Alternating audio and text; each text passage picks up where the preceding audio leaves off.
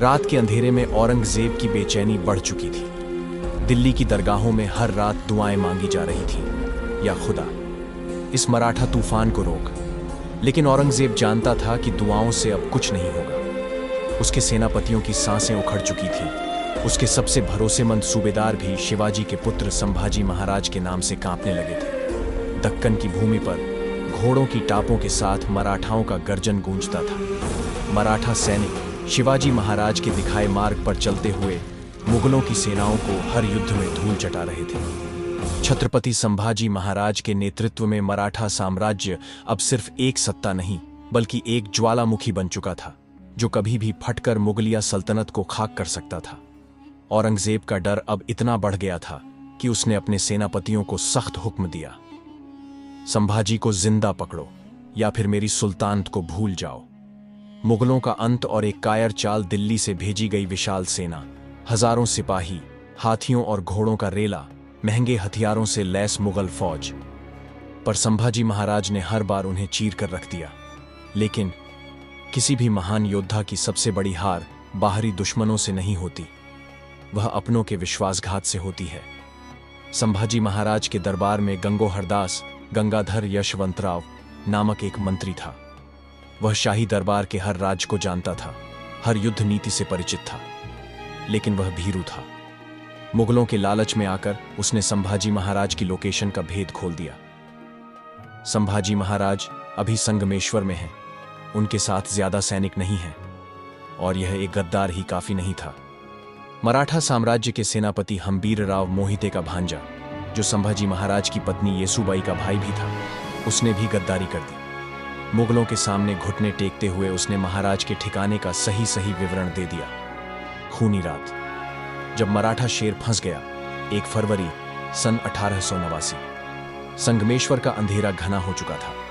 घने जंगलों के बीच संभाजी महाराज अपने सबसे करीबी मित्र कविकलश के साथ युद्ध रणनीति बना रहे थे। उन्हें नहीं पता था कि गद्दारों ने उनके सिर पर मुगलों का जाल बिछा दिया है।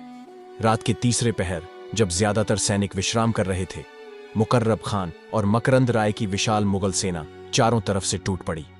घेर लो, एक भी मराठा जिंदा न बचने पाए। मुगल सेना ने चारों दिशाओं से हमला कर दिया। चारों ओर तलवारों की झंकार, घोड़ों की हिनहिनाहट और मराठा सैनिकों की गर्जती आवाजें गूंज उठीं। लेकिन संख्या कम थी। संभाजी महाराज ने अपनी तलवार खींची और गरजते हुए कहा, आज कोई भी मराठा सिर झुकाकर नहीं मरेगा, हम लड़कर मरेंगे। वह अकेले ही दर्जनों मुगलों पर टूट पड़े। उनके हर वार से मुगल सैनिक धराशायी होते गए। कवि कलश ने भी आखिरी सांस तक युद्ध किया, लेकिन संभाजी महाराज और कवि कलश को उन्हीं के अपने गद्दारों के कारण पकड़ लिया गया। औरंगजेब के दरबार में मराठा शेर बहादुरगढ़ और वहां से पुणे के पास संभाजी महाराज और उनके मित्र कवि कलश को तुल्लापुर ले जाया गया। औरंगजेब अपने सिंहासन पर बैठा था। उसके सामने खड़े थे 2 घायल लेकिन अडिग मराठा, संभाजी महाराज और कवि कलश। औरंगजेब ने एक घिनौना खेल खेला। संभाजी महाराज को एक जोकर की तरह कपड़े पहनाए गए, सिर पर घुघरूदार टोपी पहनाई गई और उन्हें ऊंट पर बैठाकर पूरे मुगल दरबार में घुमाया गया। लेकिन संभाजी महाराज ने सिर झुकाने के बजाय अपना सीना चौड़ा किया और गरज कर बोले, तू हमारी देह को तोड़ सकता है, लेकिन हमारी आत्मा को नहीं झुका सकता। औरंगजेब के चेहरे पर क्रोध फूट पड़ा। उसने एक आखिरी चाल चली, संभाजी, अगर तुम इस्लाम कबूल कर लो तो मैं तुम्हें एक बड़ा सूबेदार बना दूंगा। तुम्हारे पास धन, वैभव, सेना सब कुछ होगा, बस कलमा पढ़ लो।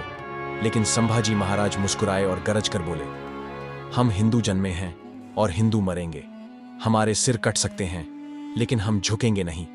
औरंगजेब ने जब देखा कि यह शेर झुकेगा नहीं, तो उसने यातनाएं देने का आदेश दिया। 40 दिनों तक लगातार पीड़ा दी गई। पहला दिन जीभ काट दी गई ताकि वे कुछ कह न सकें। तीसरा दिन आंखों में गरम सलाखें डाल दी गई। 7वां दिन लोहे की सलाखों से उनका शरीर जलाया गया। 20वां दिन नाखून खींच लिए गए और शरीर पर गहरे घाव कर दिए गए। अंतिम दिन उनका शरीर धीरे धीरे टुकड़ों में काटा गया। लेकिन इन यातनाओं के बावजूद उन्होंने एक भी बार जय भवानी, जय शिवाजी का नारा लगाना बंद नहीं किया। संभाजी महाराज की शहादत और मुगलों का अंत 21 मार्च 1689 को संभाजी महाराज वीरगति को प्राप्त हुए। मुगलों ने सोचा था कि मराठा ताकत अब खत्म हो जाएगी, लेकिन उनकी शहादत ने पूरे महाराष्ट्र को जला दिया। हर गांव से एक नया शिवाजी पैदा हुआ, हर किसान ने तलवार उठा ली। मराठाओं ने अगले 18 साल तक औरंगजेब को चैन से जीने नहीं दिया।